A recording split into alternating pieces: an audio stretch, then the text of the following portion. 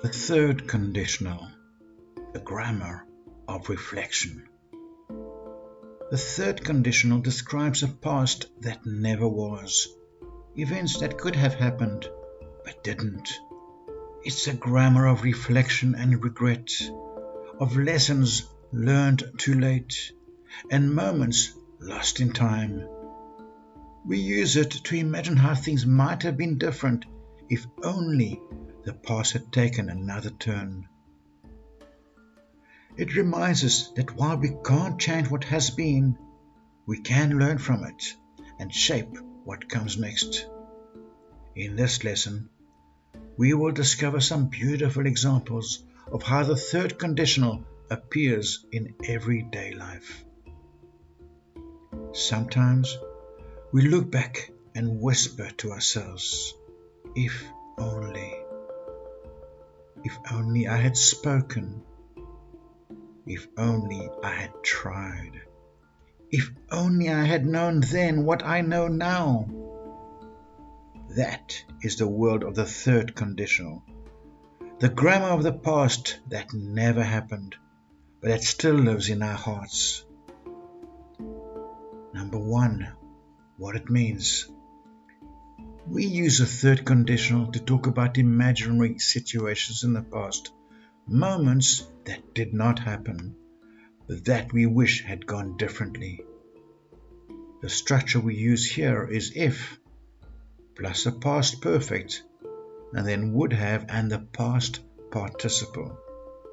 And we build it with the past perfect because we're looking back in time, and would have because we're imagining an unreal past result. Number two, real life examples. If I had left earlier, I wouldn't have missed the train. If she had studied harder, she would have passed the exam. If we had met sooner, we might have fallen in love. If I had listened, I would have understood. Each one carries a quiet echo of the past, a memory, a lesson, and even often a gentle ache. Number three, the wisdom within. The third conditional isn't really about regret. Instead, it is more about understanding. It reminds us that every missed chance teaches us something. Every mistake carries meaning, and every if from yesterday shapes who we are today.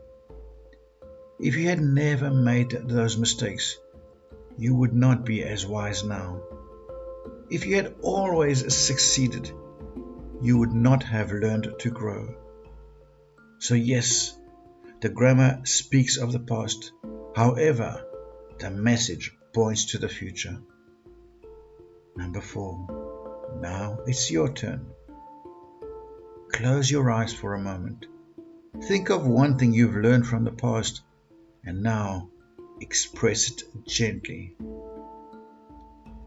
Complete these sentences in the way that you think is most suitable for you. If I had known earlier, I would have. If I had tried harder, I might have. If I had taken that risk, I could have. You see, grammar becomes healing when it helps us to find meaning in the things we once wished were different. And as a closing line, the zero conditional is about the truth. The first conditional is about choice. The second conditional is about dreams. But the third conditional, that one, is about wisdom. Because when you learn to speak of the past with understanding, you're already shaping a wiser future.